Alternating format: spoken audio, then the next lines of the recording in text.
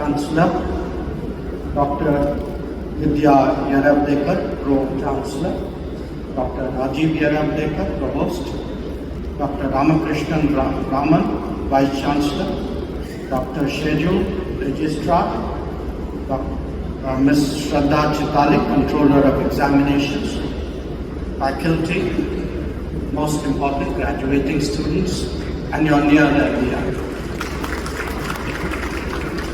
It is a great pleasure to join the 22nd Convocation of the Symbiosis University. Let me extend my congratulations to all those who would be conferred their degrees today. I also felicitate the entire Symbiosis family on this occasion, knowing that each new cohort makes you even prouder of your contribution to both nation building and international relations. On such an occasion, it is natural to reflect on the time when I was myself in your situation. Clearly, the world was a very different place, perhaps less complex, but also with less options and less opportunities than there are now. It was not only that the world has undergone a radical transformation, so too has our own society and nation. What all of you are seeing, learning, and experiencing would have been beyond our imagination then. Those who are graduating today definitely have a different skill sets, much wider knowledge base, and far greater confidence. And that is great, because after all, you are the generation that has the responsibility for taking us to Viksit Bharat. Let me take you back to global international profile. Now, the state of our society was also markedly different. Remember, I'm talking to all of you about the pre-reform era. Economic growth was low, shortages were rampant, licensing controls were pervasive, and social indices not great. In fact, how to communicate a rationing system to those who are used to choices and plenty is itself a great challenge. There were limitations, not only of income, but even of availability. When we, at that time, bought two-wheelers, leave alone cars, refrigerators, television sets, believe me, it was a once-in-a-life purchase. Telephones and passports were a great privilege. Much of what we take as a given today, I want to stress, was simply beyond our reach then. But here is the lesson. If we have progressed so much by discarding that socialist model, by going forward with our own authentic beliefs and entrepreneurship, ask yourself, when this foundation is so much more solid, and as we get empowered by technology, how much further can your generation take the nation? In this environment, our understanding of the world, I must also tell you, was limited. And by the way, it was through very different mediums. Books, radio, later on television, and newspapers were the main source of information. The arrival of the internet was one revolution. That of the smartphone more recently, an even greater one. It was not just a question of knowing more or less about the world.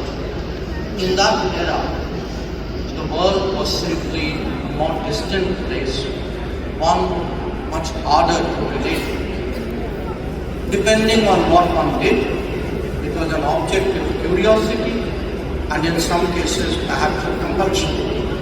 But it was rarely perceived as an opportunity.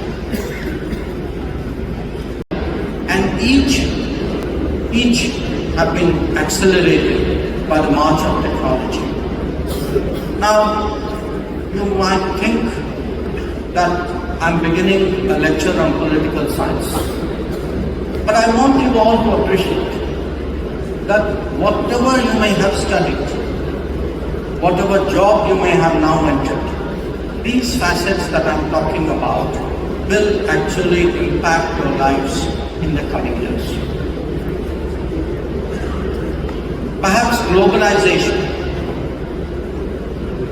is the most appropriate one to begin, because it has actually fundamentally altered the manner in which we work, we think, and we even exist. Some might tell you that in one form or the other, it has always been there. This may be true, but not with the intensity and the impact that we experience now. Whether it is the transportation of goods, the mobility of people, the breaching of boundaries, or the impact of ideas, we are witnessing something truly unprecedented. Each of these dimensions influences our life. Your generation, I'm confident, will travel much more. It will explore different work opportunities. It will connect with other societies, beliefs and views, and it will access products which are made far away. Now this can be both a benefit and a concern. If we get our act together, if we get it together purposefully, the needle will move in the positive direction. If you don't, it goes the opposite way. So let me illustrate this with some examples. By doubling down on Make in India, more of our products can make their mark beyond our shores. This is over and above meeting our own needs. Add to that, design in India, research in India, innovate in India, or deliver from India. And the same holds true for services as well. Conversely, we will remain a mere market for others if we are less than successful over the years, accelerated by their lifestyle. The demographic predicament has been an added factor. But the cumulative result of all these happenings is that the global economic and thereafter political pecking order has actually undergone a very significant change.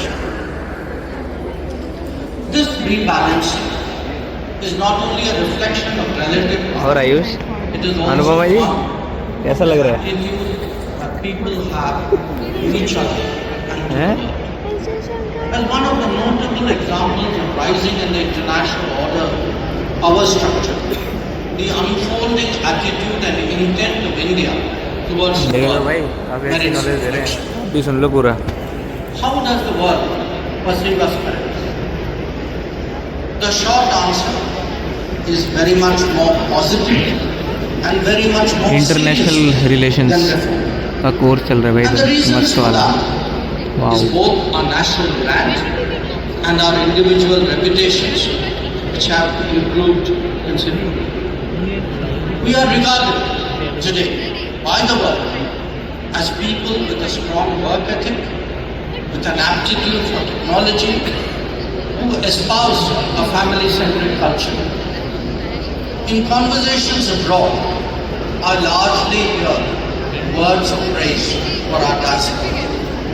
And increasingly, as ease of doing business and ease of living improve in India itself, for us as a people, for us as a nation, for us as a society. The old stereotypes about India are steadily being put behind. Of course, there is much more that we need to do in our journey of progress and modernization. But this evolution in our image is an undeniable reality. Let me also stress that this is neither anecdotal nor impressionistic. Our figures vouch for this transformation. Among them, the growing number of global capability centers in India, the increasing demand for Indian talent and skills abroad as well, and each of these metrics has been increasing. But what distinguishes us, however, is the relevance of human resources. This often takes the form of debate focusing on manufacturing versus services. In reality, the two are actually closely interlinked. A large economy like ours must develop substantial and contemporary manufacturing if it is to keep abreast of technology, and if it is to imbibe and generate an industrial work culture. Only then can we hone our capabilities even in the services sector. Moreover, as incomes rise and demands grow, a range of socio-economic requirements need to be addressed more effectively. We will need not just more engineers, doctors and managers, or scientists, techies and lawyers, but equally teachers, researchers, historians, artists and sportspersons. Bear in mind that in the last decade alone, I want you to reflect on this. In the last decade alone, our higher education institutions have broadly doubled in number over what they had been before. And there is room for more growth is in the making. In my own travels abroad, I increasingly encounter more Indian aircrew, more Indian hotel staff and managers, more Indian medical personnel, professionals and entrepreneurs. This has two important implications for us as a government. One, we need to ensure the welfare, including in conflict situations. And two, that the politics of this mobility needs to be managed. These can be challenging at times, but nevertheless need constant attention. Our record in taking care of citizens, whether in COVID or in conflict situations, is second to none. To be honest, I believe it is the strongest in the world.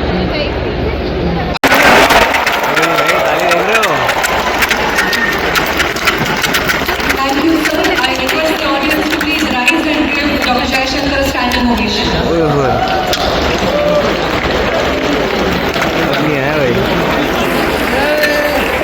अब चिल्ला